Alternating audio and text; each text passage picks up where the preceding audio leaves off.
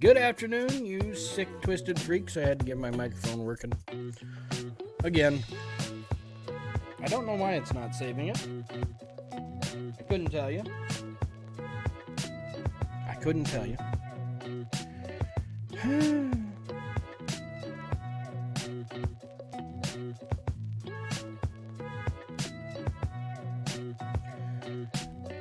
So, here we are yet again.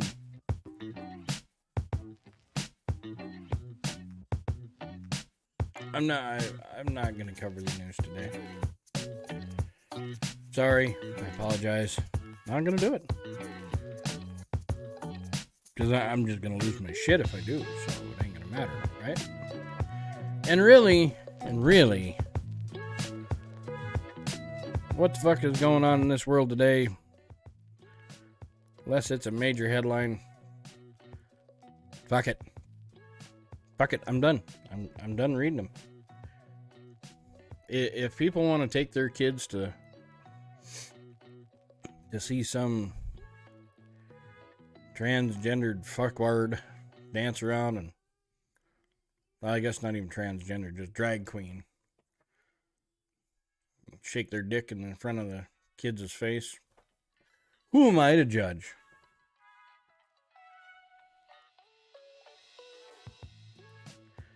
If you got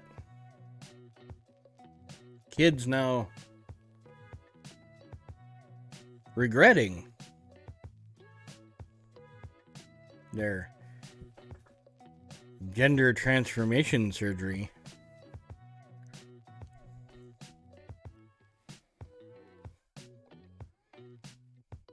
who cares anymore? If the parent,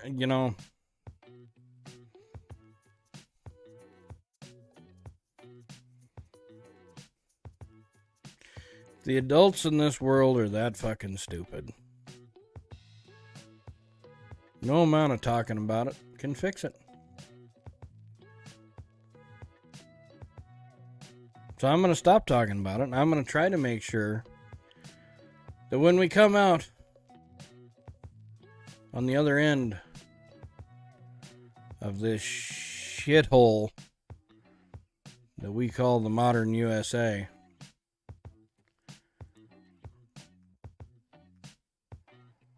hopefully I can make sure that you're in a better place. That's what I'm going to concentrate on.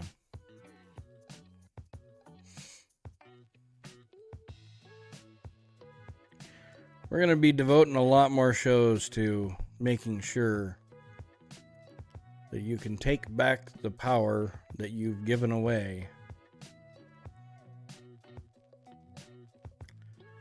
and bring some independence back to you.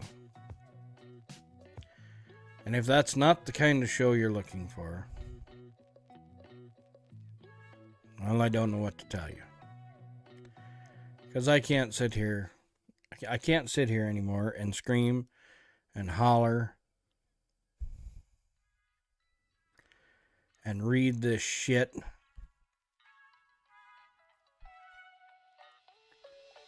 and it just seems to go on every fucking hour.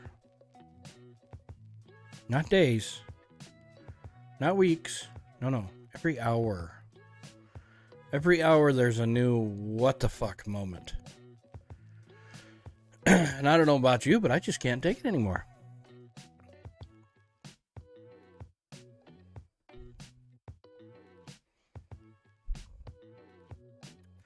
The last time I did the news,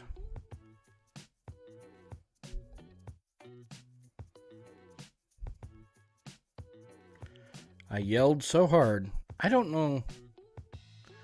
I don't think you would probably know. I don't think you can see it on camera. But I literally blew the blood vessel in this eye. Right next to the what is it? The cornea, like colored part. Had a little red spot to it. I just don't want to do that anymore. I mean, Biden issues his first veto that he's ever had to use. Just did that an hour ago. sweet. China visits Russia. Old Ricochet, Xi Jinping.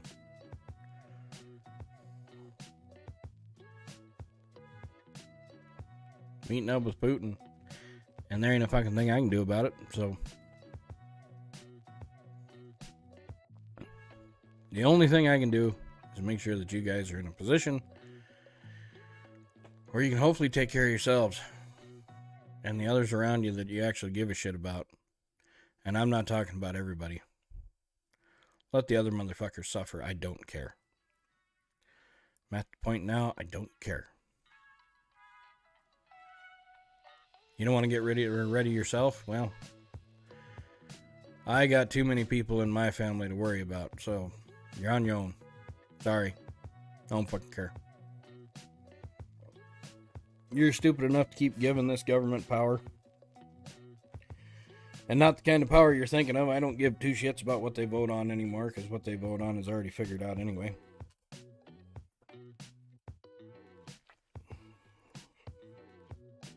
But if you want to keep giving the ability to control your food, to control what you buy, to control when you do it, to control where you do it, and how you do it, well, sit back and do absolutely fucking nothing and keep reading the news headlines, because that'll help.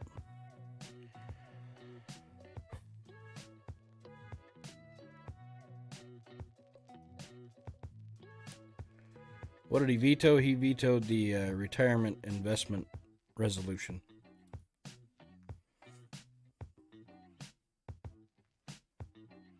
Yeah.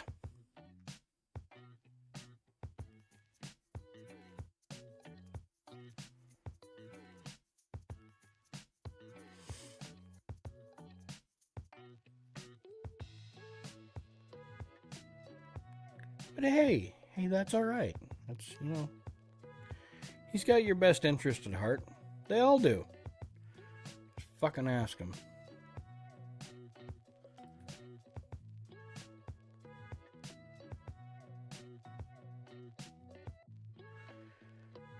Yeah. Yeah, Moo, I know. Actually, you try to take good care of a lot of people. It's just at the cost of yourself. It's not good. So what are we going to do today? What are we going to do on Midday No News?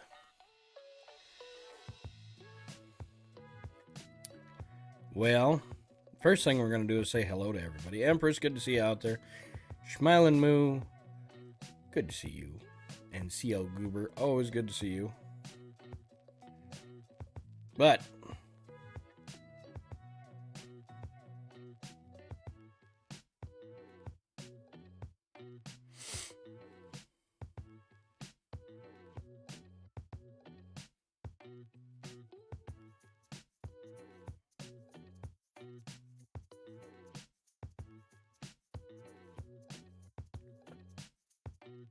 anyway. So what we're going to do today.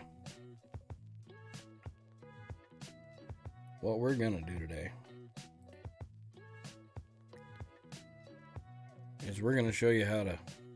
Yeah, bad words, exactly.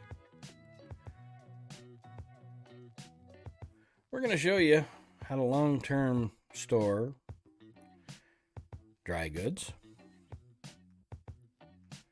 We're going to show you how to can butter. We're going to show you how to... We got a couple of videos on dry canning food storage. And one that's kind of interesting. This lady oven cans crackers. You think about it, crackers always seem to be stale at the wrong time. You buy them and you put them in the pantry because you were out of crackers from 6 months ago when you bought them last time. And then you don't eat any. And then you finally make a bowl of soup and gosh, a bunch of crackers would go well with it. And your crackers are, tasting. But this gal's going to show you how to long-term store them. Just for fun, my pink eye came back yesterday. Yeah. Sinus colds. They're a pain in the ass. Stop peeing in your eyeball. You'll be alright. Isn't that the old wives' tale? Anyway, let me get this loaded up here. Here we go. We'll get this full screen. Here's the first one. Is oven dry canning safe? Now, I'll forewarn you, some of these people are a little annoying to listen to, but they do a really good job. So bear with them. They'll show you the ins and outs. Yep, canned crackers. We'll watch it at the end. You got to stick with it, though. Razor, thank you very much for the can. Here we go.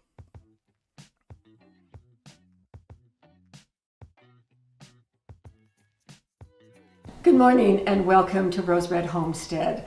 Today we're going to answer a burning question that was raised in my mind this week as I went through some YouTube videos and watched a lot of things relative to dry canning in the oven.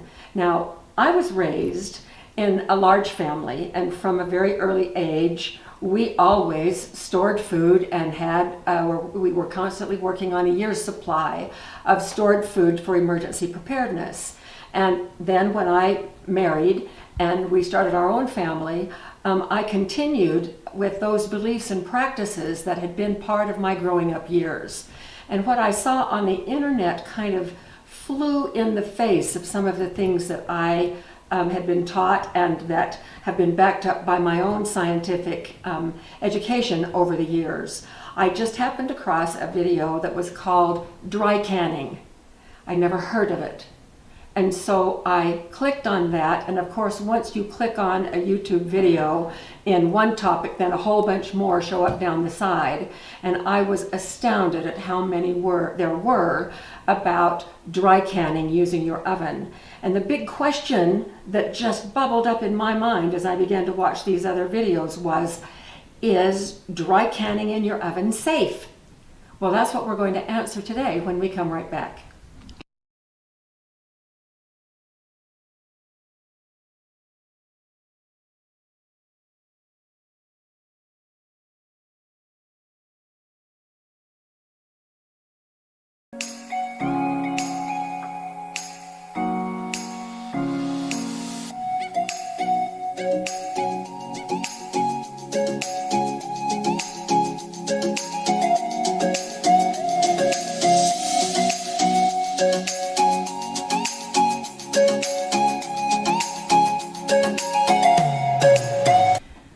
Those of you who have subscribed to our channel and have watched a lot of our videos know a little bit about my background. I'm a PhD, I'm a science educator. When I was in graduate school studying for my PhD, I studied a lot about science misconceptions.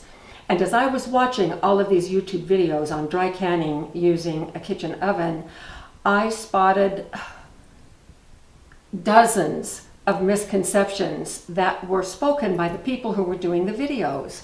And another thing that just didn't quite ring true to me was the idea that it didn't matter who I watched, male, female, whatever, whomever, everybody had a different methodology for doing it. So all of those things began to just make me really suspicious. So you know me, I mean, if you know me, you know that that wasn't good enough for me. So I went to my usual resources and tried to find some substantiated scientific research for whether or not dry canning in the oven is acceptable. And of course, the big answer is no, it is not. Absolutely, it is not. But I'm not going to just leave you with that.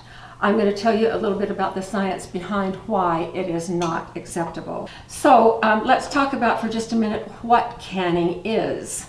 So canning is where you take wet food and you put it in a jar and you heat process it. either by water bath canning or, in this example, by pressure canning. And that accomplishes two things. The first thing is that the time, and in this case the amount of pressure, has been tested by the USDA to know that that time and temperature is enough to kill whatever might be in here. And the second thing is that it replaces the air in this jar. It removes the oxygen. The boiling food during the processing time produces steam. The steam comes out from under this lid. That's why you only put things down finger tight instead of really cranking it down. The steam comes out and completely replaces the air, the oxygen inside the jar. So we have now an anaerobic situation. Anaerobic means without oxygen.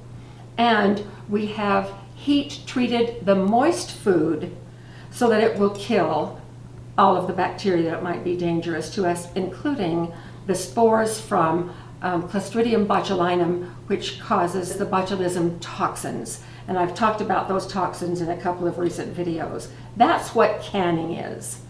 And so, in the first place, dry canning is not really canning at all because it is not in a moist environment. So, I found a great article. I'll put the link to it down under this video. It is by University of Georgia. I'm not sure if you all are aware of this, but the home canning arm of the USDA has not done any testing of anything for about 5 years. More than 5 years, actually. Important people are retiring and they have not been funded in order to do that anymore. And so they have deferred to the university extensions around the country, like the University of Georgia Extension Office, it is Utah State University Extension Office in our state. They are the ones that are doing whatever testing is being done. And so this article was it was put out under the USDA home canning arm, but it was done at the University of Georgia Extension. And what they say is that it absolutely is not recommended to do dry canning for a number of reasons. They list 7 reasons. Even though presenters in these other YouTube videos went to great lengths and talked a lot about sterilizing the jars and that putting them in the oven, the food in the oven. So the idea is that you fill the jar, you put the jar of food in the oven, and for whatever time and whatever temperature, whoever you're watching, as it's different with each one, for whatever that time is, and then you bring it out and you put a new lid on the top and crank down a ring, and then it seals. And then they say that everything has been killed, everything is all sterile, and it will keep for 20, 25 years. So what the USDA says that has not been shown by appropriate scientific testing. It has never been shown that foods, dry foods like this, are to the point of ever being sterile, and that it extends the shelf life by doing it that way. The second thing is that it's so obvious that it doesn't remove all of the oxygen.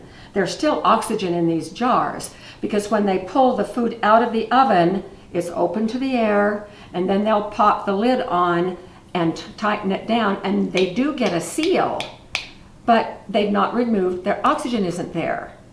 And the very fact that you are heating this food up, what does that do to the food value? That's questionable. And the thing that is a little bit nerve-wracking to me is the idea that if you think about, in the first place, all of these dry foods, and this happens to be quick cooking steel cut oats. Here is rice, and a lot of people demonstrated beans, and we're going to look at beans here in just a minute. And even though these are dry foods, this method is supposed to work for dry food, there is still moisture even in dry food. It is generally under 10%. But heating the food up like that, what is it going to do? It is going to drive the moisture to the outside edge of whatever the rice grain or a kernel of wheat or one of the beans in the jar. It's going to drive the moisture to the edge. And then when it's taken out of the oven, that moisture is going to condense and it's going to leave wet spots. And so it doesn't necessarily drive all of the moisture, and so there is the danger of some moisture still being trapped in that jar. Now, what we know about botulism is that it has spores. Those spores are everywhere. They're in soil, they're in air, they're in mud puddles. We probably have some trapped in here on our floor right now. There goes one right now. Oh no, just kidding. Sorry, couldn't resist.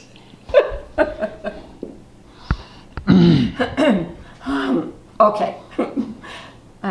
And so, in case there happened to be, which is not likely, but possible, yes, in the jar where moisture has been driven out and forms a little wet spot, that spore then can go to the vegetative state and produce the toxin. So, I mean, that's just enough for me right there that I will never do that. And so that it could reduce the food value. It's just plain not recommended by the USDA. So what are the alternatives? Why do we want to do this anyway? What we're doing is repackaging. That oven process called dry canning is not canning at all, it's just repackaging the food. Well, why do we need to repackage the food anyway when we bring it home? Isn't it okay just in what it is? The purpose of repackaging, we want to preserve the food value, we want to, of course, to extend the shelf life, and we want to protect it from critters. Well, are there other ways that we could do that? And the answer is yes. Yes, there is. Safe ways, quicker ways. I need to confess that I don't do a lot of repackaging into smaller containers from, if we're talking wheat and beans and rice and that sort of thing. I've never needed to, never in my growing up years or the whole time since then do I do a lot of repackaging, because we just have not been bothered by infestations of bugs. Jim and I were talking about this morning, trying to remember how many times in our 22 years of marriage have we found something that has been infested with weevils or something, any of our dry foods like that. And we do remember one time when the remains in a barrel of flour was infested, and that's about it. And so I think maybe, okay, so I'm very practical minded, I'm very pragmatic. If I can find an efficient way of doing things where I do not have to expend my own time or my own money, and the result is perfectly satisfactory, then that is what I'm going to do. So my whole career as being a housewife has been that, number one, I know the source of my foods. When we buy in bulk, we buy from folks that we trust and that we have had good experience with in the past. And pretty much the foods that we have bought, like buckets of wheat or oats or whatever, grains or flours or whatever, are pretty much bug-free. And so I've not had to repackage. We pretty much leave them in the buckets, and then when necessary, I will go out and fill a smaller jar to bring in the house and keep in the cabinet. And so I've not done a lot of repackaging. These are some of the barrels that I have used. These barrels are probably 30 years old. I got them at an Army Navy store. You see that this one had wheat from 2002. So it is, what, 19 years old? And we just opened this probably about 8 months ago, and it's down to this far. I use it for making bread. And I pre-loosened the lid. Usually we keep that lid on pretty tight, but it's perfectly good. And I didn't put anything in this barrel, nothing. And so there we have it.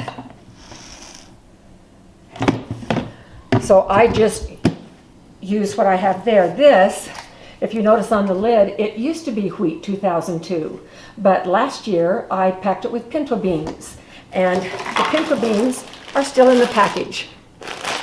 Usually I don't buy things in this small of quantity. I usually get them in like 50-pound bags or 25-pound bags. So repackaging things in the first place, doing dry canning, is a little bit foreign to me. But there are some things that I do, and I'm going to share those with you, and these methods could be easily transferred. If you have a reason to want to repackage the bulk foods that you bring in, then by all means do it. But you can do it very safely and without doing what they call dry canning. I use this flour in 5-pound bags, and this is my artisan bread flour. And I have 20 of these bags right over there, so that's 100 pounds of flour, and I leave them in the original packaging. And if you were really worried about it, what you could do if you needed to repackage is vacuum sealing is really a good way to do that, because vacuum sealing, you can do it at room temperature. It doesn't require any extra heating up of the food, and it also removes all of the oxygen. It makes a good seal, and it can be used in either jars. Jars are a really good oxygen barrier. That's why we do true canning in jars, is because it creates a barrier. Oxygen can't get in once that seal is sealed. So vacuum sealing you can do. This has been vacuum sealed. We brought home bulk of this, steel cut oats, and so I have a lot of these out in the garage, and the packaging was questionable to me, and so that's why I repackaged it. But then I just dump it in here for in the house, and this isn't any kind of seal at all. And I put the instructions, I took a picture and put the instructions on every one of the jars so I know what the proportions of different things are. These are things that I have vacuum sealed that I have dehydrated myself. This was frozen mixed vegetables, and now these are dehydrated vegetables in a vacuum seal with the oxygen removed. The same with these green onion tops and with these Walla Walla sweet onions, all vacuum sealed.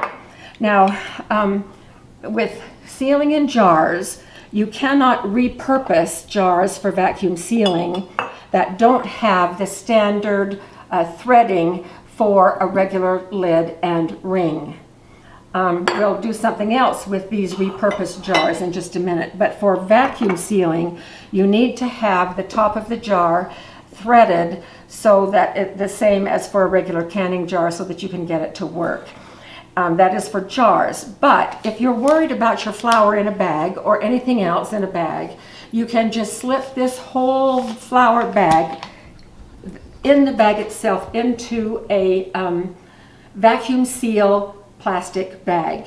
And then you can seal that with a vacuum sealer. It will suck all of the air out. It will even pull the air from the flour, because this is a porous material and air can be sucked out of this material, and it just crunches it right up. If that's what you would like to do, that's easy enough to do.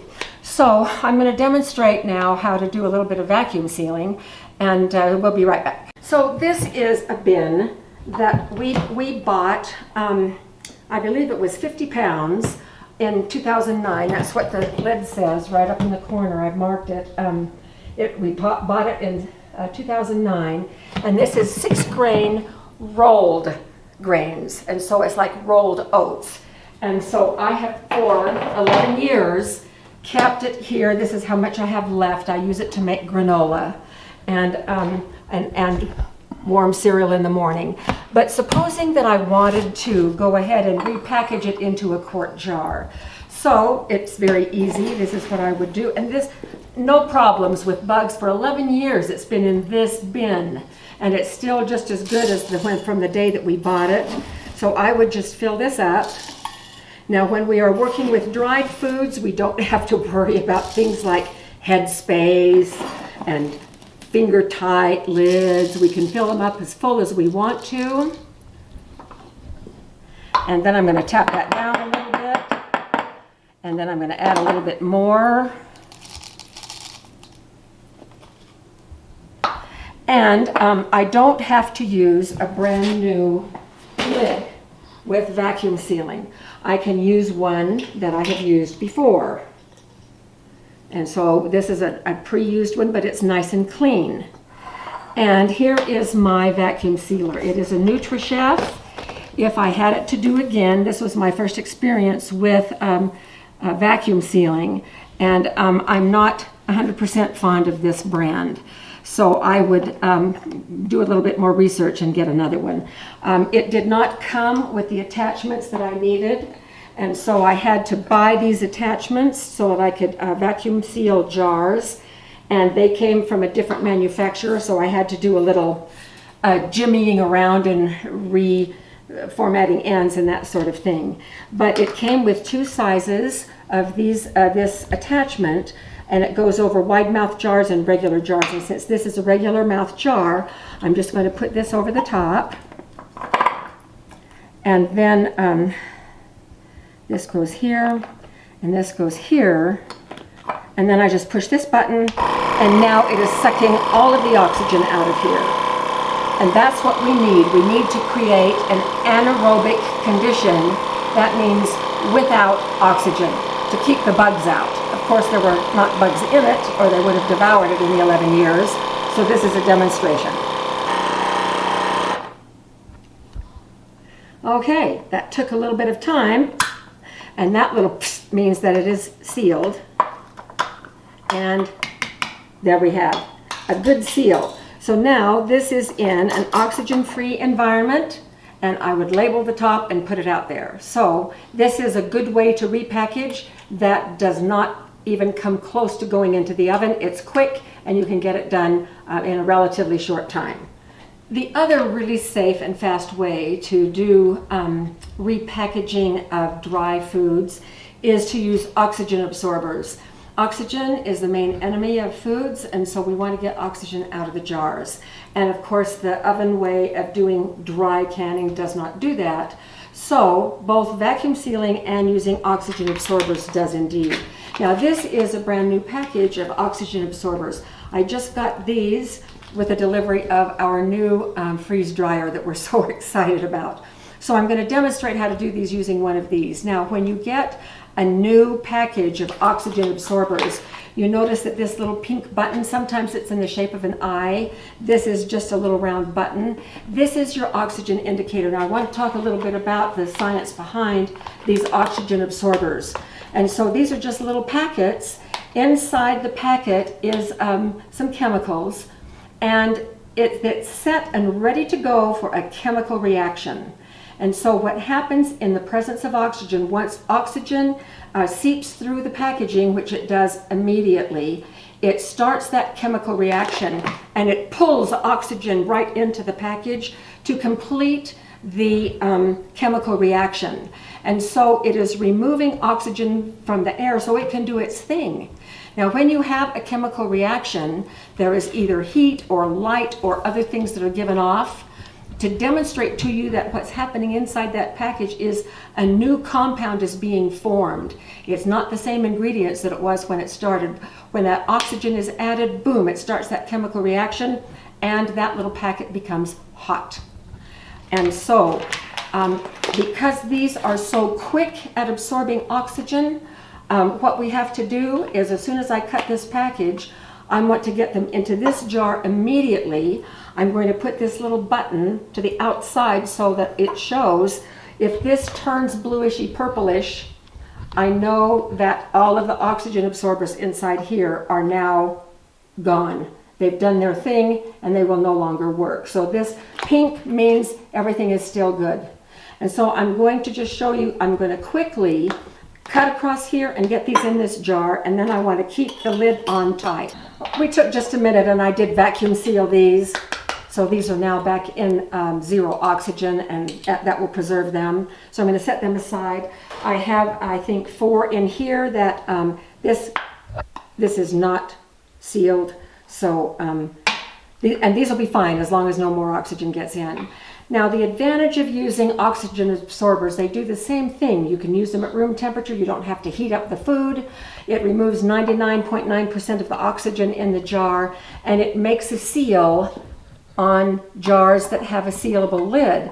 Now the cool thing is that you can repurpose a lot of jars. Like this was something olives, and this was some spaghetti sauce, and I don't remember what this was or this was, but all of these have this same type of a lid.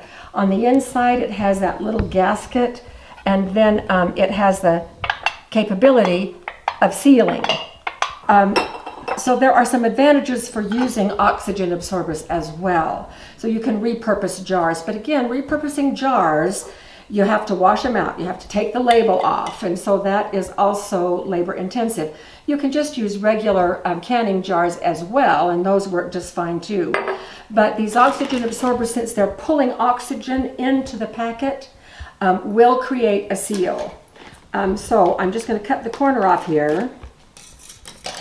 And woohoo, almost had a mess there. Then I'm just going to fill this jar with beans. Now, if you're really worried about bugs, you can pre-treat these by putting this bag in the freezer for 3 days and freezing everything and then pulling it out. And if there are eggs left in there, you can let those eggs hatch and come out for a few days and then put them back in the freezer and kill off everything again. I'm not worried about it, because what we're going to do here is we're going to pull all of the oxygen out of the jar anyway. And most little critters cannot survive in anaerobic conditions. So here's our oxygen absorber. It's going to go right there. Putting the lid quickly back on this jar and putting this in place. And this time we want to tighten this down really hard.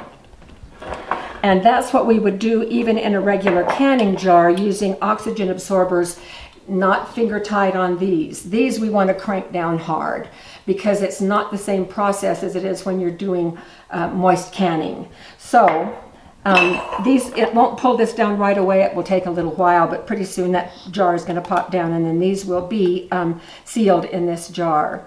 That's the story on whether or not it is safe to do dry canning and what the alternatives are to safely repackage the dry goods that we bring in for long-term storage.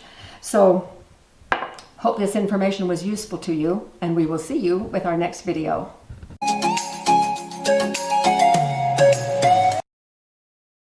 Today here at the Broussard Homestead. Whoa. I didn't want to show you that. I'm cheating here. Okay, so that's one person's perspective on the oven canning. There are a lot of people that do oven canning out there, though. And I don't know if I put all the faith in the world of what the USDA says to do. But yeah, Empress, what kind of problems are you having with the jar sealers? I wonder, is it not pulling enough vacuum anymore? It just seems odd that you're having that much. I mean, I've never had a problem with mine, so I don't know. And the other thing you can do, which I have a friend of mine that's done it, he actually created his own vacuum chamber that's a 4-inch piece of PVC. And you put the jar inside of that, put the lid on it, and you draw a vacuum on the whole thing, not just the lid portion. And that works. Takes a little longer because it has to draw the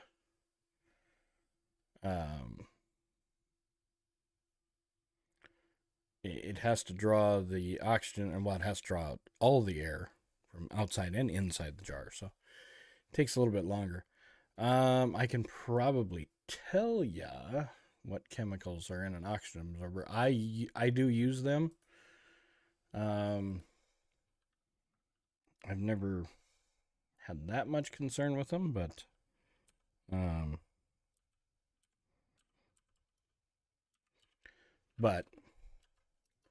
I mean, they're used in a lot of different things.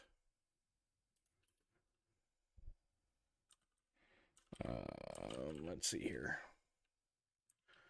Oxygen absorber's chemical name is ferrous iron oxide. So it's basically metal. Are the most reliable and common used oxygen absorbers within the food industry. Oxygen absorbers have been transformed from sockets of dry iron powder to simple self-adhesive patches to accommodate any custom size. Yeah. So, yeah. Basically, it's iron. That's crazy. Iron powder. Wonder how many it would take to make... Never mind. There's something else you can do with iron powder, but I'm not going to talk about it. I'm on YouTube and Facebook, otherwise I would. Yeah. So, but we will watch. So we had one person's opinion on it. Silicone actually does not absorb oxygen. That's to remove the water. Turn up my volume. Okay, hold on. It's as up as I can get it. Is that any better? But yeah, so it's iron oxide. So basically it's iron dust is the main component of oxygen absorbers. And like I was saying, silicon removes moisture. It doesn't remove oxygen. So you want to try to take the oxygen out, not necessarily the moisture. Yeah, iron oxide is commonly known as rust. Exactly.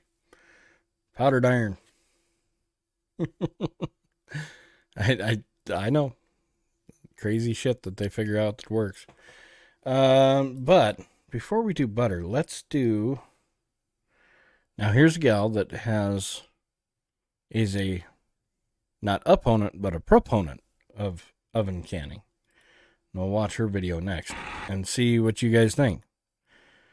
I mean, this is what you're going to run into with canning is one person says, oh no, you can't do that. It's not safe. And the next person says, I've been doing it for years. We've never gotten sick and it works for us.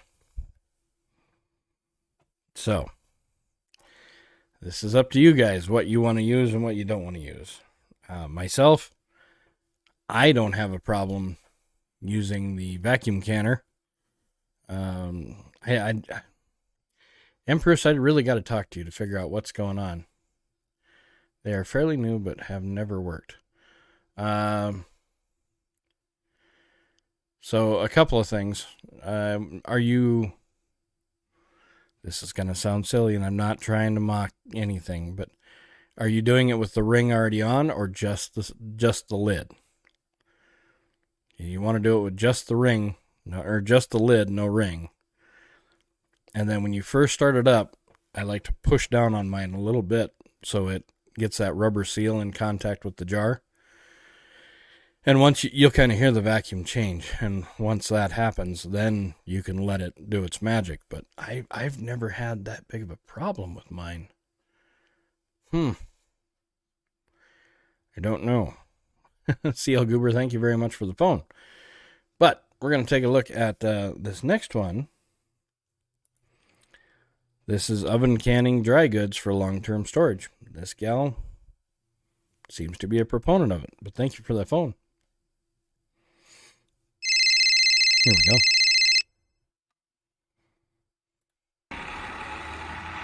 Good morning, and welcome to Bumblebee Junction.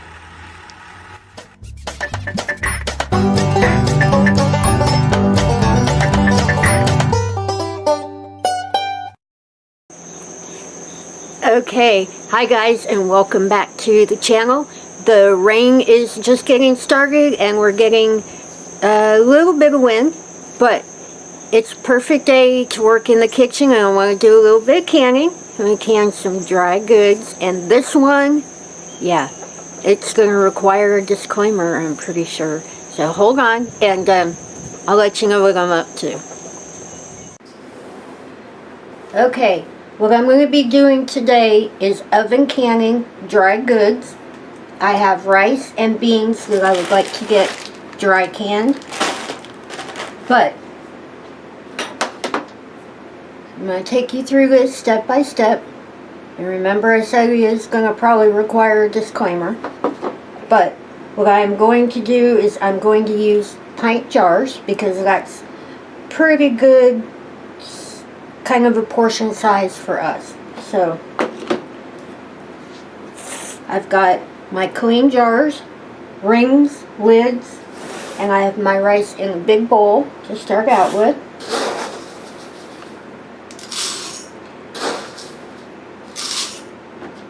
And I'm just using the funnel just so I don't make such a big mess.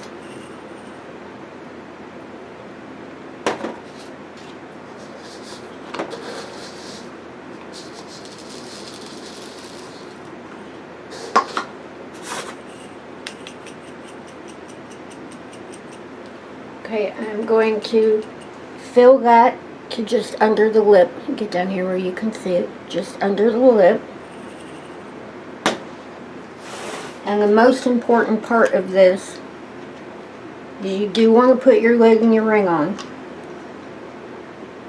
but you want to do it very loosely. You don't want to tighten it down. You want to take it just to barely finger tight and then unscrew it enough that you can't just lift the lid off so it's loose.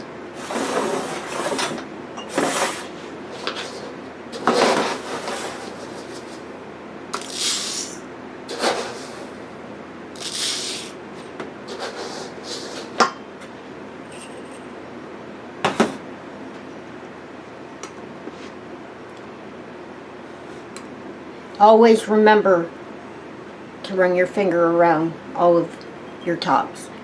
I do it without thinking about it. I did it when I set them out, but was just thinking I probably should mention that. You don't want any kind of nick or anything on the top of this that is going to make it not seal.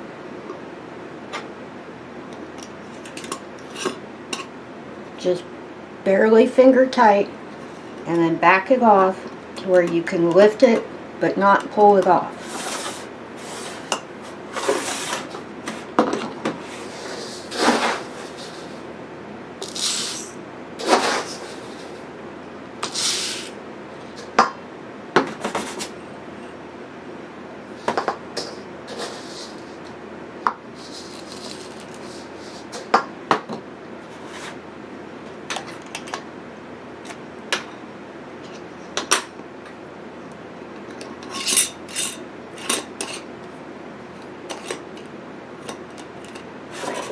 Okay, I'm going to get the rest of these ready so I can show you the next step and tell you what I'm doing step by step.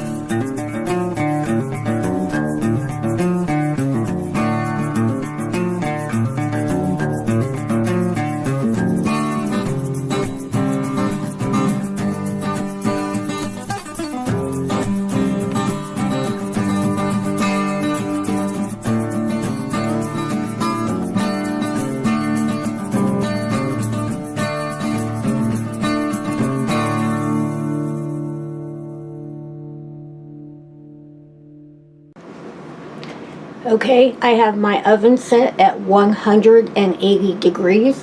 What you want to do is bring the temp up in this jar thoroughly throughout the rice and the beans and whatever else you're trying to do.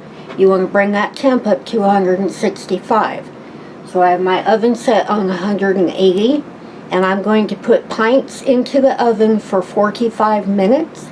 Now if you're working with quart-sized jars, then you'd be looking to put them in there for an hour. I am going to place these into the oven, spaced apart.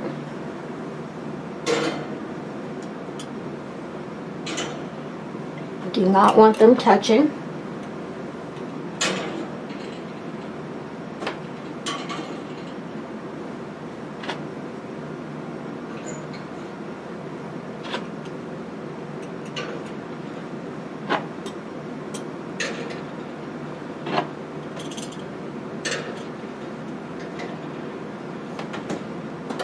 I'm going to give the oven about 2 minutes to come completely back up to 180 since I had the door open.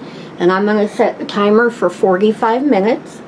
And as soon as I get back, I want to show you something. So hold on and I'll be right back. Okay, this is what I wanted to show you. These are peppers that we did in the same fashion. These are cayenne peppers. And these are dehydrated tomatoes that we did. Now, I'm not going to give away anything too terrible that might upset anybody, but these have been canned for several years. And yeah, this is going to require a disclaimer. This is not recommended, but we have done it for years. I can tell you that I have stuff up in the cabinet that I've had for 8 years like this. So I'm going to go ahead and work on getting the rest of this put into jars so I can have it on the ready, and that way I can have my big metal table ready to bring these out and set these out. Now, as soon as I know that these are ready, I'll be right. I won't be right back, but it'll be about 45 minutes. But I will be back, and I'll show you how to take these out and seal them up. So give me just a little bit, and I'll be back. Okay, these are going to come out of the oven in about 10 minutes, but what I wanted to do was go ahead and kind of talk you through it really quick before I do it, because when I turn the camera on to do it, it's going to happen really fast. What I'm going to do is I'm going to take these jars out one by one. I'm going to use 2 cotton towels. I don't want to use pot holder because they're too thick, and I don't want to use oven gloves because they're just too big for my hands and they make me a little fumbly. So what I'm going to do is I'm going to take them out of the oven, and I'm going to screw that lid down fast and tight, and I'm going to set them over here. I'll move the camera so you can see the table too. But I'm going to take them out. I'm going to screw that lid down really tight, really fast. I'm going to set them on the table on top of a towel. You don't want to put them directly right on a cold surface. So I do have a towel laid out on the table, and it's going to happen really fast. So let me get set up to do that. I only got about 8 minutes, so hold on, I'll be right back.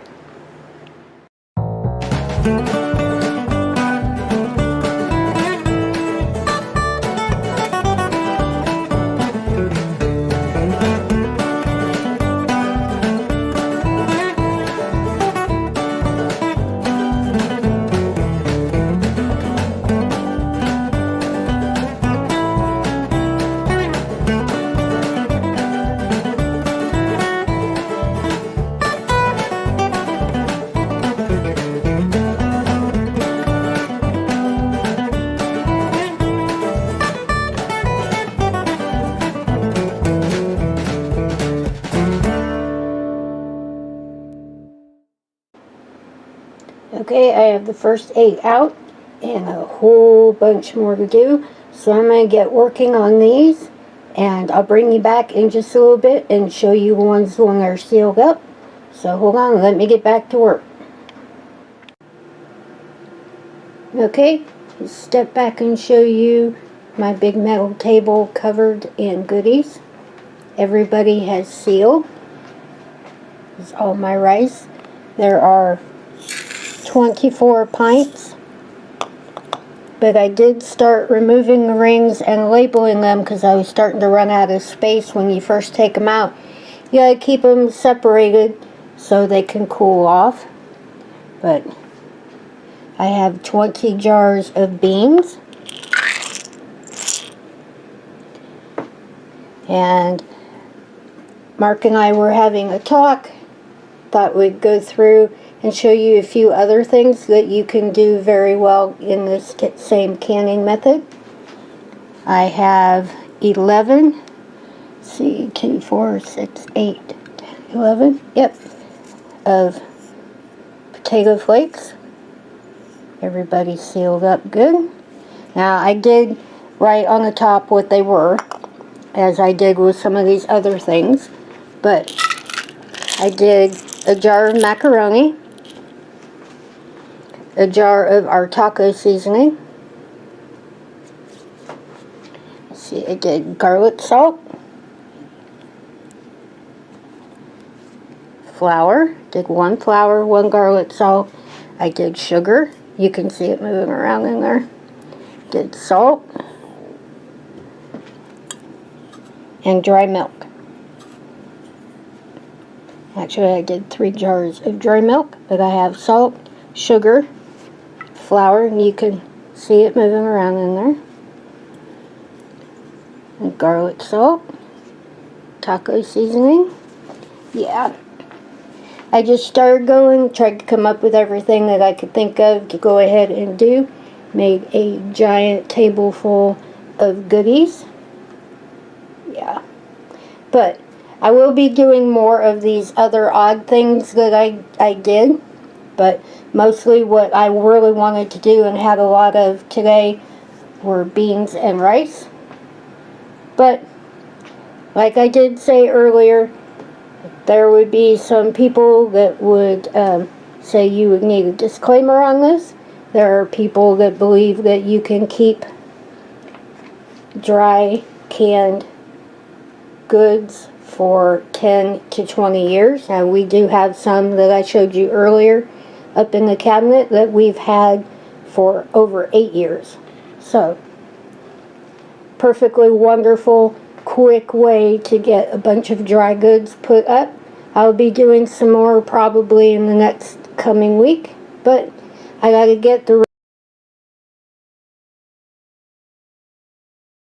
Okay. I didn't figure we needed to listen to too much more of that. Got the general gist on how she does it. Seriously. Sorry, can't help myself. I said there was a couple on here that were difficult to listen to. Let's go a different direction here. How about we do a little canning of something that probably very few people think about, being able to can. So, I'm also going to put a disclaimer out. All of the ones that we're talking about today, these are not recommended by the FDA. Nothing that we're doing today as far as oven canning and all that kind of stuff. So it's a venture at your own risk.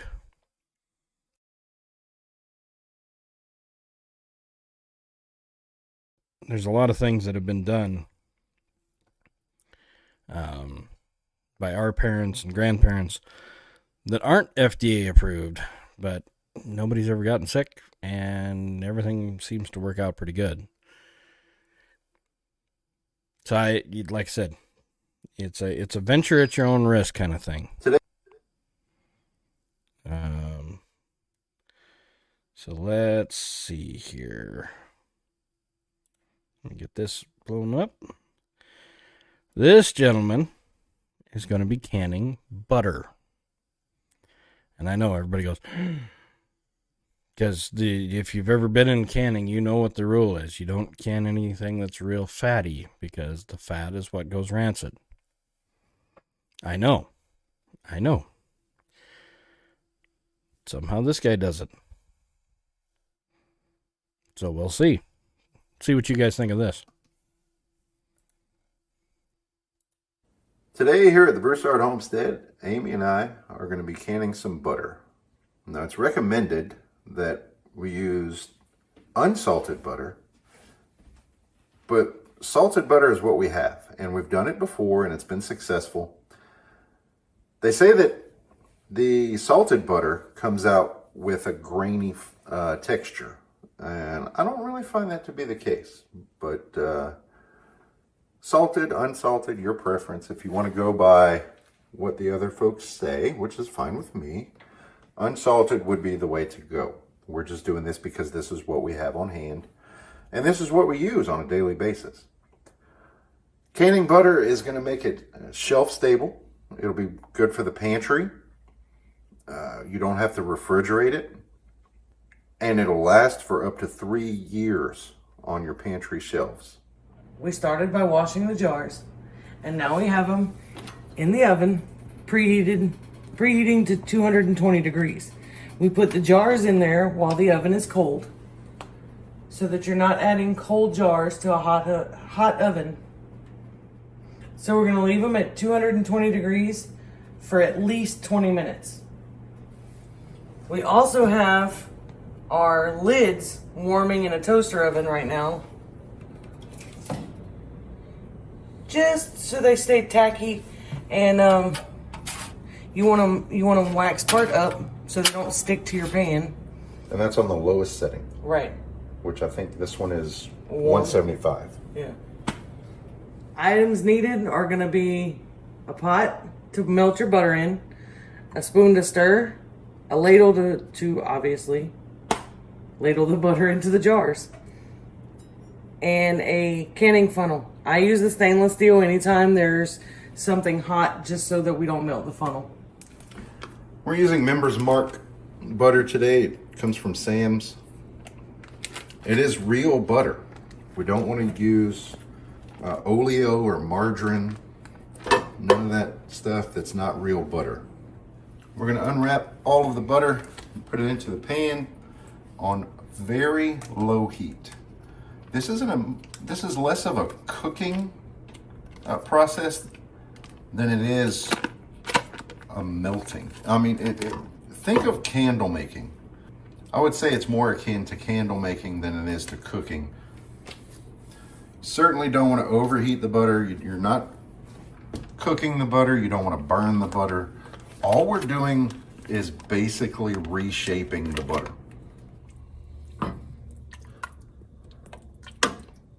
As the butter melts, you can kind of help it along a little bit by breaking it up. But just an occasional stir is all that's really necessary.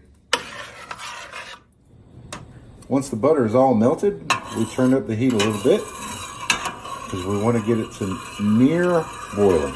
Not boiling, but near boiling, so that we can kill off any bacteria in the butter before we put it in the jars for shelf storage. While you're heating, you want to kind of keep the butter moving because it wants to separate the fats from the solids. And if the solids stay on the bottom and don't move, they could burn down there. You don't want scorched butter? No, scorched butter would be bad. Okay, so the butter is hot. We're going to take out one jar at a time and fill. I'm going to stir so that you get an equal portions of the oils and the solids in each jar.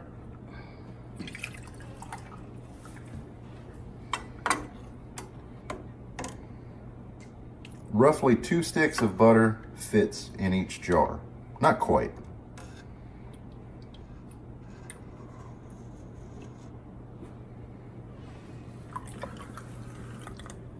You want to fill it right up to that bottom, what do you call that? Ring? Line? Huh? Line? Yeah, the bottom line of the jar, the top of the jar, so that you leave some headspace. Take a Clean paper towel. clean paper towel with a little vinegar on it to wipe your rim really good. Wiping the rim of the jar. Make sure it's real clean. And we take the lid from the other hot oven. Place it on the jar. The ring does not need to be heated. And it goes right on there, hand tight. And then that gets set aside for now. We're gonna finish filling up the other Shake ones. it a little bit to make sure it's mixed. We're gonna finish filling up the other ones and we'll be right back. You see how the butter the solids and the fats separate when you shake it. Give it a gentle shake. It puts them back together for a little while. So about every 5 to 10 minutes for an hour, you want to come by and shake those Gently. gently. You don't want to shake them and make them foam up. You're just kind of gently stirring it in the jar. And use pot holders. Yeah, because they get hot. There's no further canning involved here. This is just, it's basically a hot pack. And then as it cools, it sucks that lid down and makes a good seal. We are not doctors or professionals or anything like that. We're not experts. This is just how we do it. So do this at your own risk. After an hour of shaking them every 5 to 10 minutes, we're going to put them in the refrigerator for about 30 minutes. But we're going to continue shaking them every 5 to 10 minutes like this while they're in the fridge. Then you can remove them from the fridge, and they should be completely solid by then. And then they're ready to be put on the shelf.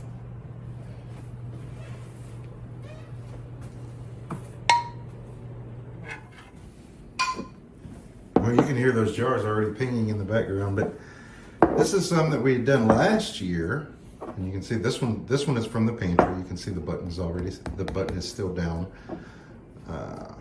and it's just as good as the day we put it in there. This one, the button is up because it's from the fridge. It's been opened, obviously. So I wanted to show you the texture of the butter that's in there. It's just, I don't know if you can really tell, but you can tell, I mean, it looks a little grainy, but unless you're putting it on toast or pancakes or something like that, if you're putting it in a recipe, you'll never know it, that there's a little bit of graininess to the texture. But I think it works out really well, and it's a way to store butter in the pantry for up to 3 years, not 30 years. Disregard that. Up to 3 years in the pantry. So we make sure we label it and we date it so that we know when it's time to replace it. Well, I don't know about you, but I like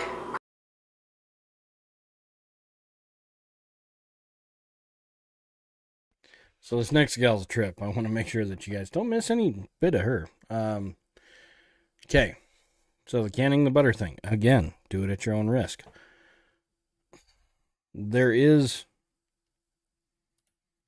a better way to do it to make it more shelf stable, and it involves removing the solids. So once he melted that butter, what you want to do is basically skim just the top off.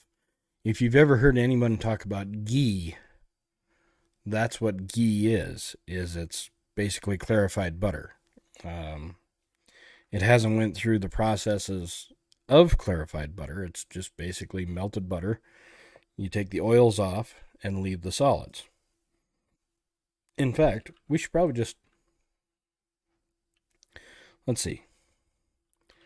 I can probably find you a quick video.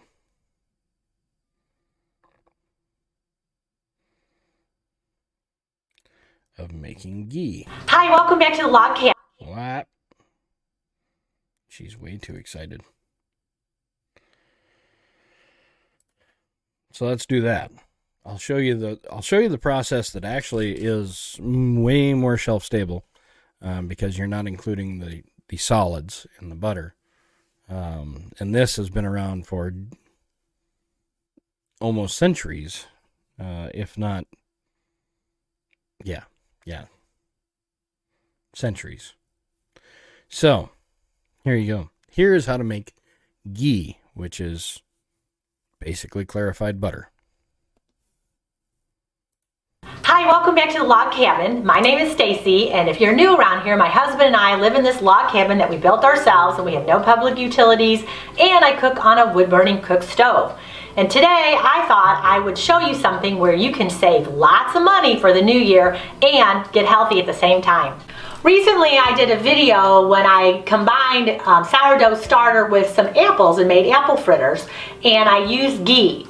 And we had a lot of people commenting wanting to know how to make ghee, and so I thought today would be a great way to start. And a lot of people are like, what is ghee?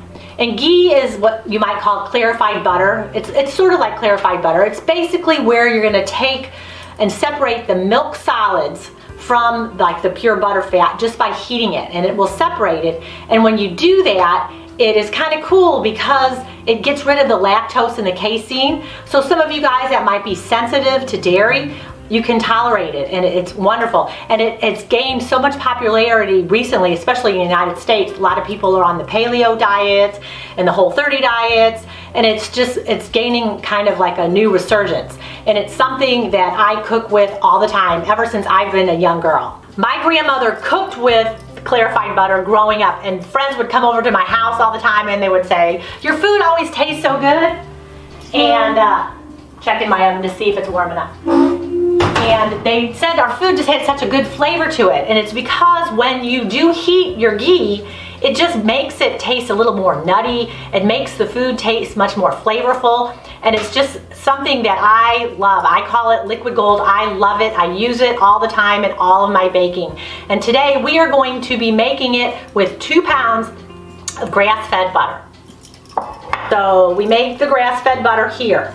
But if you're gonna go and you go to the grocery store, just make sure you just need to go to the store and get, 1 pound or 2 pounds of a grass-fed butter, and then you can make this. So I have 2 pounds of my grass-fed butter in a pan. I like to use a glass dish because that way I'll be able to see the separation of my butter fat as opposed to my casein and my lactose. So all you're gonna do, this is so easy, because I've seen this at the grocery store, a pint for $21.99. And that is like, oh my gosh, I can't believe it, because you just get your butter and what it's gonna cost is a little bit of your time, which is hardly any time at all, and the butter. So, and it's something that is loaded with so many health benefits. It's been touted for years. I mean, I use this, you can put it on your skin. It's really good for your skin. It's actually very good. It kind of nourishes your colon. It's very good for your digestion and your digestive tract, just to help assimilate and digest your food too. And I can't tell you guys how I love the ghee. The ghee makes my food taste so well. You can do so much with it. I like to it makes the best popcorn. It makes a great stir fry. I did those apple fritters, potato chips, even eggs. If I'm doing baking, it just intensifies the flavors. And as you can see here, I need to make some more because I use this. This is my choice over anything, because we have lamb, the tallow and the beef. I use that, and then sometimes coconut oil, but really overall, the ghee is my go-to guy. I use it really for everything because I think food just tastes so much more flavorful. So let's get to it. You just need your 2 pounds, because this is gonna make about 4 cups or so of ghee. So if you did 1 pound, you're gonna get about 2 cups of the ghee. So I'm gonna put it in the oven, and your oven needs to be preheated to be about 250 degrees. You don't want it too hot. So I'm gonna put it in my oven.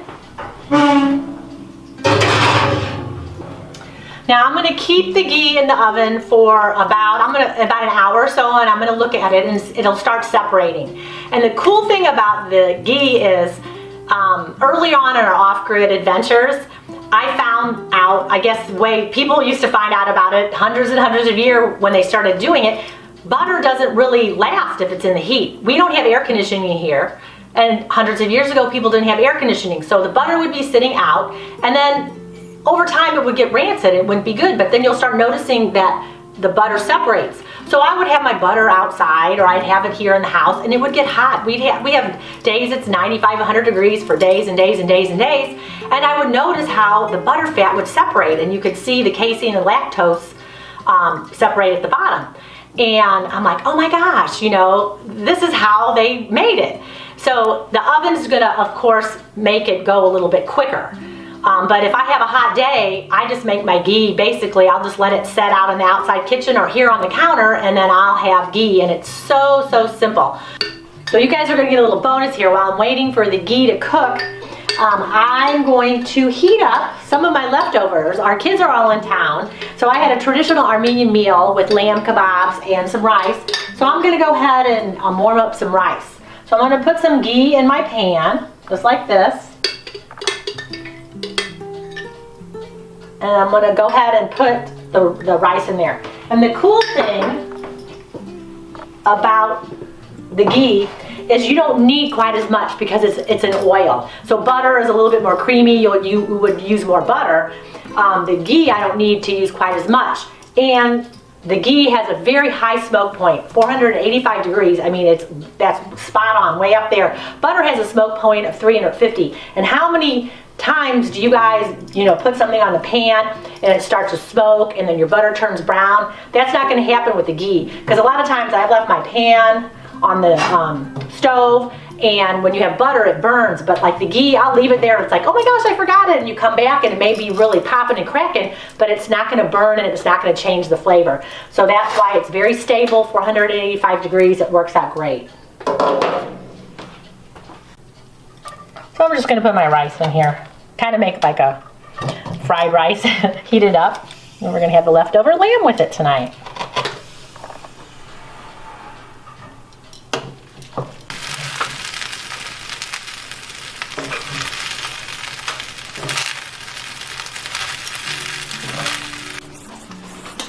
Put our lamb in there. Oh, and if you guys can see, you can start to see how it's already starting to separate.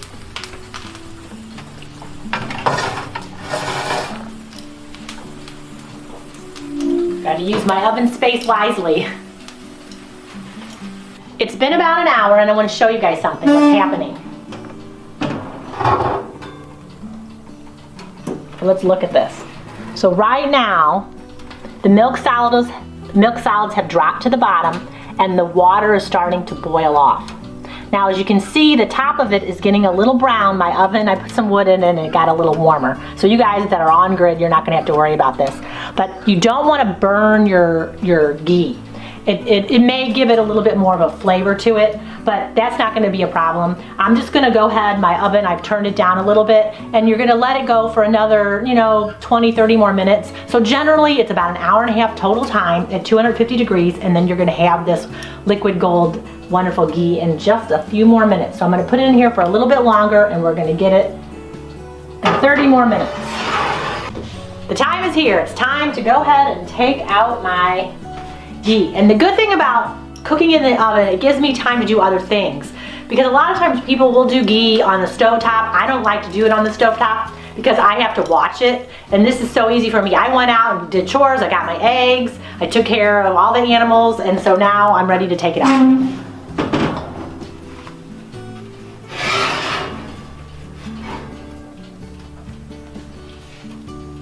Look at that. The next step you're gonna do is you need to skim the top off. So let me show you a little trick. I use these little strainers, just like this, little metal strainers, and look how easy it comes off. Look how easy that was. And this is a special treat for my dog. So I'll just keep this, nothing is gonna go to waste here. And all I do is just take it, look at that.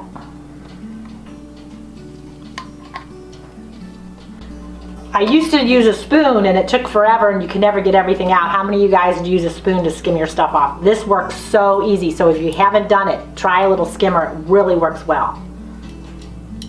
So I'm gonna get it all off of here. And then I'm just gonna wait, maybe 5 minutes or so. And then I'm gonna pour it in the jar.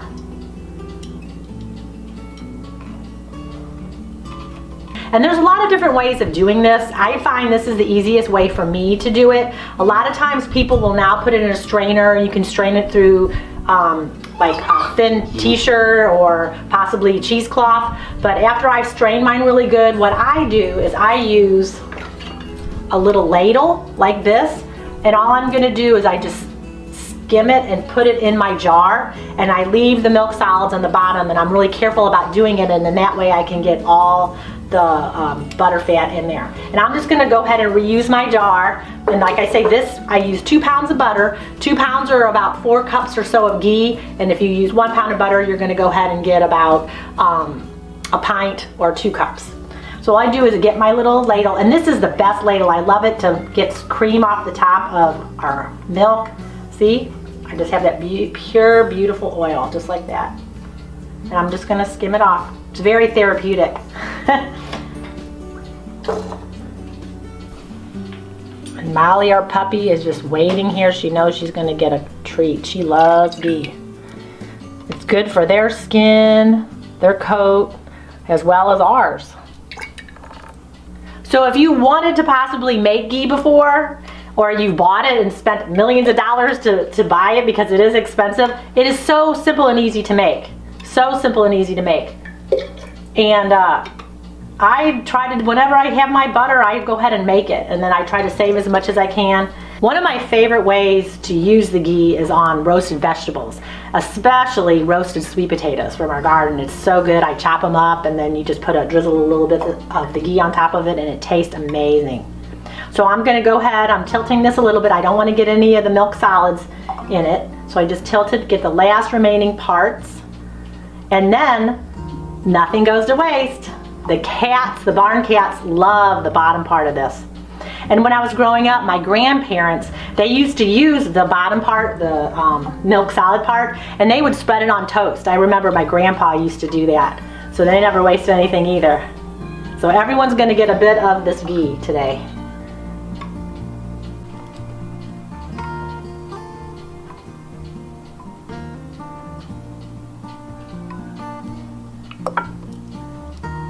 Some of you might be saying, you're sure spending a lot of time doing this. But when I strained it before, a lot of the oil gets stuck on, you know, if I'm using a coffee filter or if I was using cheesecloth, and you waste a lot of the ghee, and I didn't like doing it like that. So I just do it like this. It doesn't take that much time. It's very therapeutic. And then I'm almost done. Here's your treat, girls. Sit.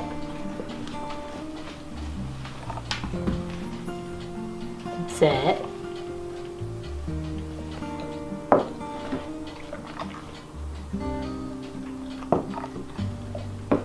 Okay, okay.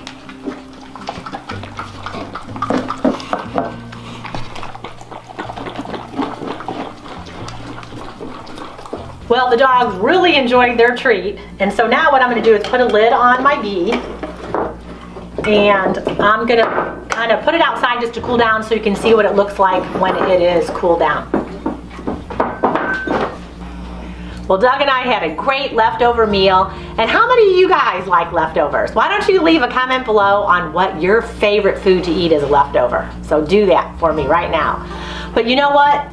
I put the ghee outside so it would get cooled off, and I just wanted to show it to you because this is something here living off grid that we need shelf stable foods, and this is totally shelf stable. Look how beautiful it is.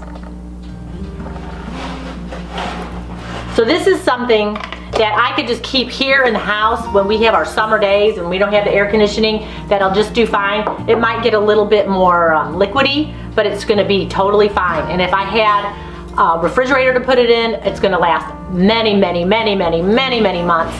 We have a root cellar now, so if I make lots of extras, I would keep it down there and it would last so much longer.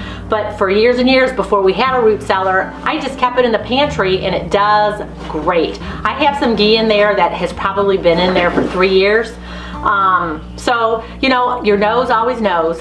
So I always smell it, and if it doesn't look right, you know, if it has mold or something on it, I definitely wouldn't be using it. But it's definitely, for off-grid situation, it's a great shelf-stable food, and we use it for everything. And especially I love it with roasted sweet potatoes. That's my favorite. And let me know about your favorite leftovers in the comments below. Other than that, guys, you have a great day, and I will see you guys later. Bye.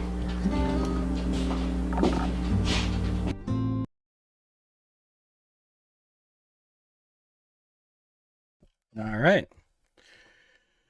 Yeah, that little skimmer looks like it'd come in handy for a lot of things. I can think of, you know, doing chicken broths and beef broths and stuff like that to skim the fats and the skins off.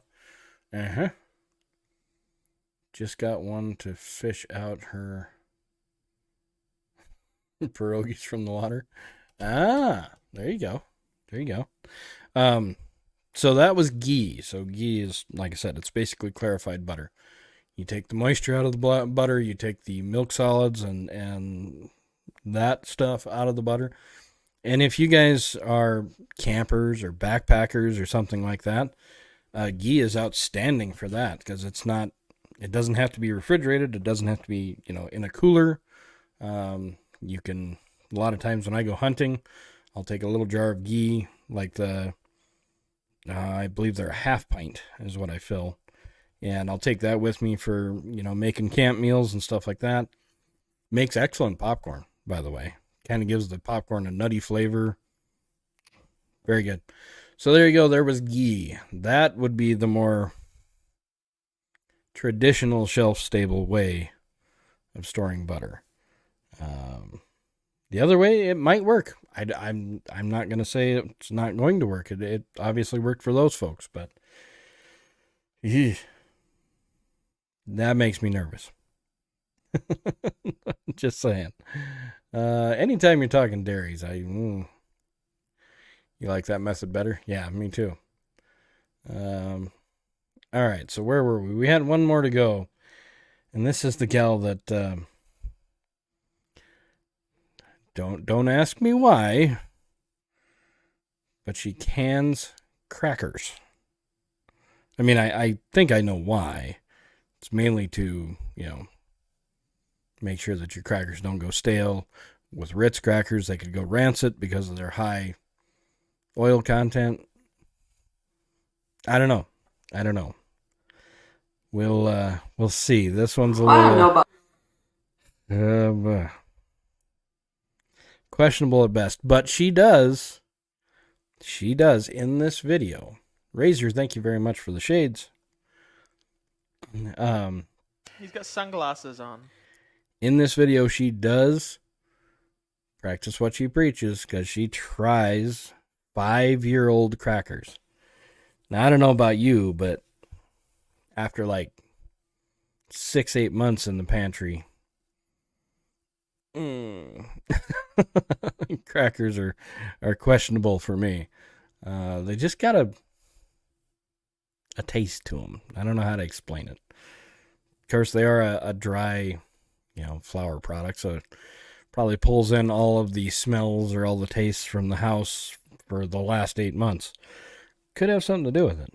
But here we go. Oven canning crackers for long-term storage and a taste test of 5 years. Ooh. All right. Well, I don't know about you, but I like crackers. And in fact, I have dry canned crackers. 2 jars here, and they say 8, 7, 16. 8, 7, 16. So I'm going to open them up and see how they taste today, and also talk a little bit about dry canning. Now, in our emergency preps, I'm sure most of us have peanut butter, right?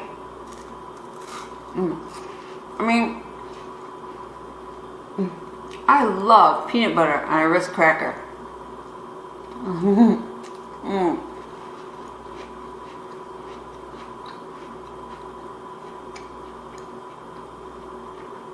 And the neat thing about it, if you lose power, you can still easily have it. Or, how about some Johnsonville summer sausage? These can keep for a long time without refrigeration. And again, a slice on a cracker.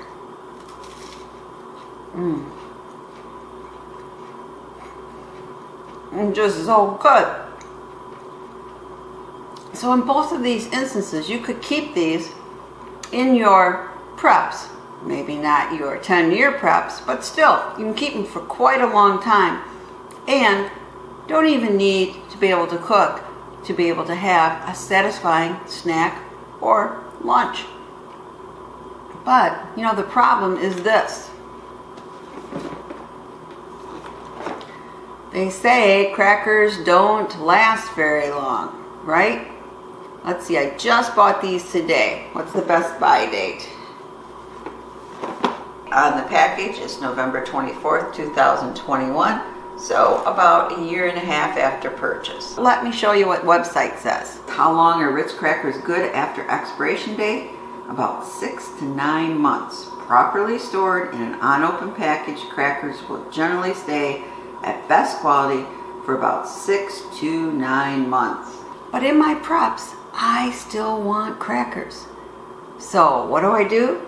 Well, almost 5 years ago, I canned them. I canned oyster crackers and I canned these Ritz crackers. And I originally canned these on August 7th, 2016. I made a video on it, so if you want to watch the original video, there'll be a link here and down below. That little eye, click on it, and it'll take you to that video if you're interested. And today, I'm going to open them up and see how they taste. Let me get a can opener a minute.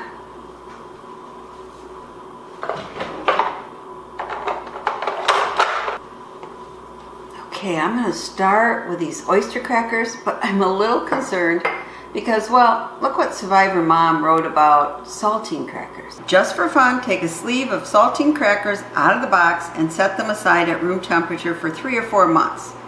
You'll never get over the stench of rancid saltines. If you must, you could store them in an airtight container with oxygen absorbers or learn how to make them from scratch. Buy and enjoy saltines, but do rotate through them and don't depend on a giant stash staying fresh from a year now. But I'm going to have faith. Open these oyster crackers. Whoa, did you hear that? Okay.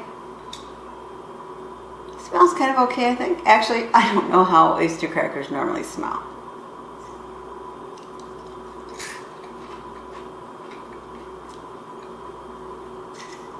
It was just the same as normal.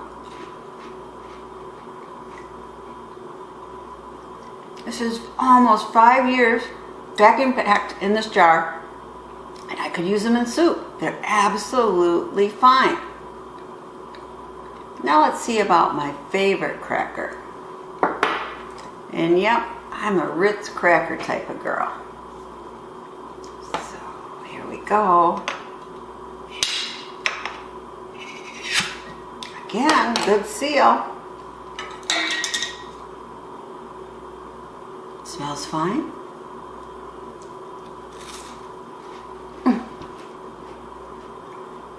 These are as crispy and chicken right out of the box. I mean, that's amazing. This is 5 years later. Now, how would they taste it if I just left them in the box? I don't know. I should do that experiment though. But these are fantastic.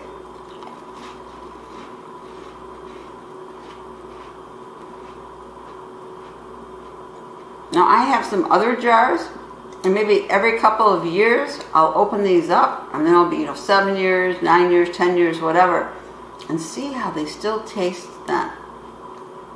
But let me show you how I dry can them. Here's an empty quart jar. We're going to need the ring. And we're going to need to put in our crackers. Now when I first did this, I tried to make this so perfect. Okay, nice stack. Another one. Another one.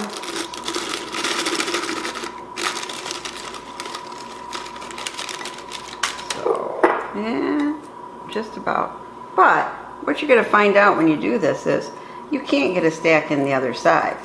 So, to be honest, you don't have to be careful. Just smoosh them in, right? You want to just get in as many as you can. So far we got 2 stacks in there.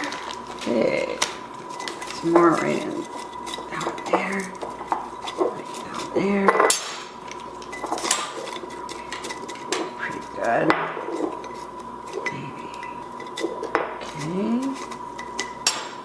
So 3 stacks. Here's our 4th stack.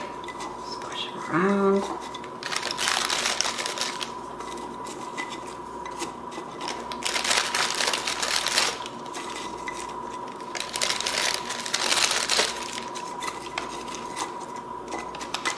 So that's it. You can get 4 of these short stacks in 1 quart jar, and maybe even a little bit more if you're a better packer than I am. So we're just going to put our top on.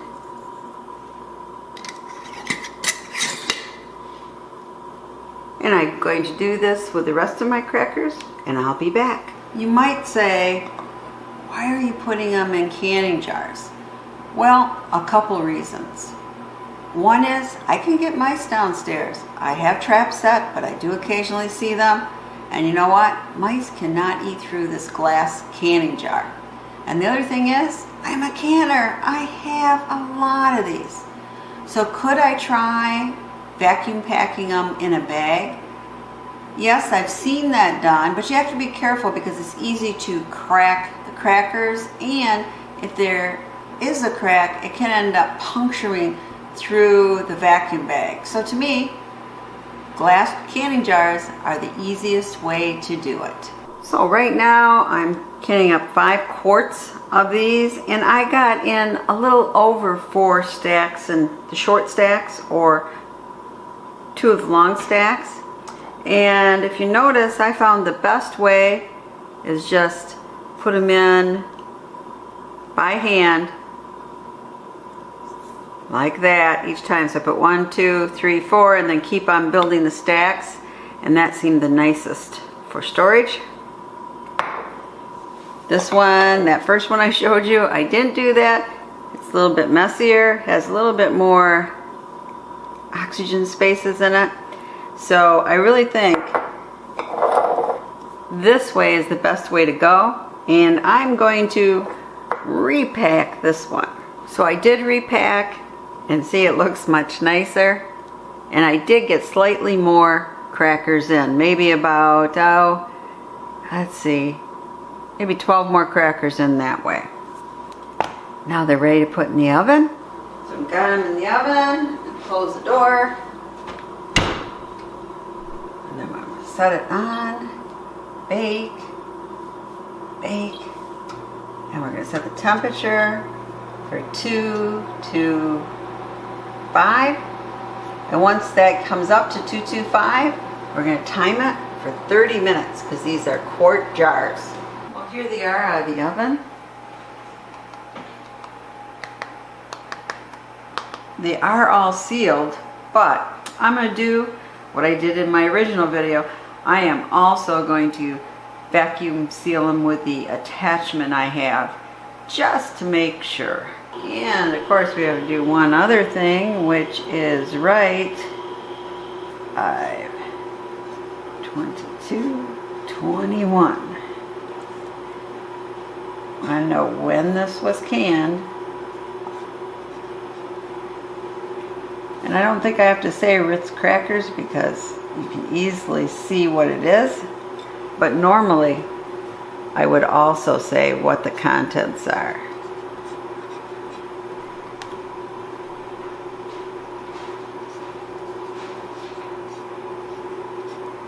I was really wrong. When I checked most of these seals, they really weren't oven sealed. They weren't tight.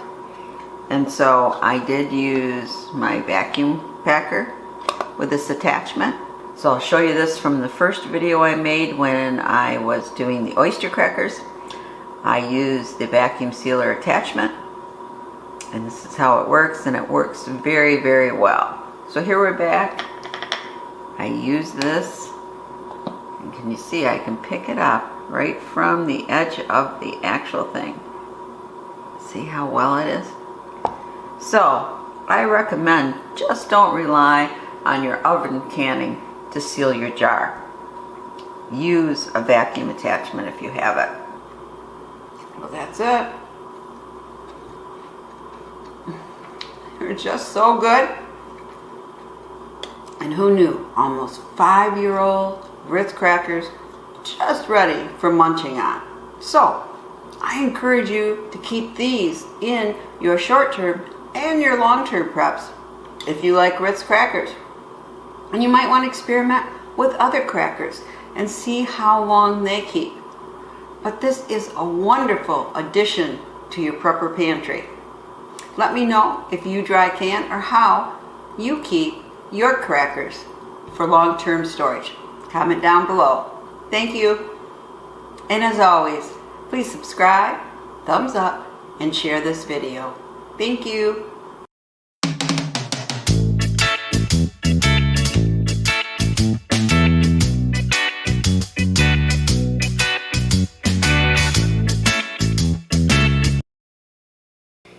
another.